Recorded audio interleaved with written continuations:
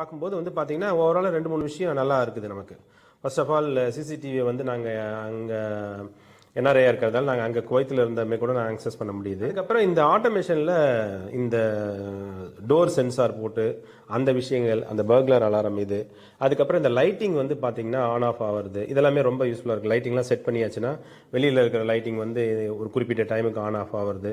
So அதெல்லாமே வந்து பார்த்தீங்கன்னா நம்ம ஒரு நாள் இங்கே டெய்லி ஒரு ஆளை அனுப்பி லைட்டை போடுறதுக்கு பதில் நம்ம வந்து செட் பண்ணும்போது வந்து பார்த்தீங்கன்னா அந்த லைட் கரெக்டாக போட்டு பண்ணும்போது இங்கே ஆளுங்க இருக்கிற ஒரு ஃபீலிங்கு, ஸோ அந்த மாதிரியான விஷயங்கள் வந்து அது ரொம்ப ஹைலைட்டானது இருந்தது. ஸோ அது ஒன்று. அதுக்கப்புறம் வந்து பார்த்தீங்கன்னா ஈவன் இந்த டோர் அலாரம் அந்த இது நம்ம டோர் கேமரா இருக்கு இல்லையா, ஸோ அது நல்லா இருக்குது. ஈவன் வந்து இங்கே யாராவது பெல் பண்ணாலுமே எனக்கு அங்கே மொபைலில் இருந்து அது வந்துடுது அது. ஸோ அதுவும் நல்லா இருக்குது. இந்த லைட்டிங் நல்லா இருக்குது.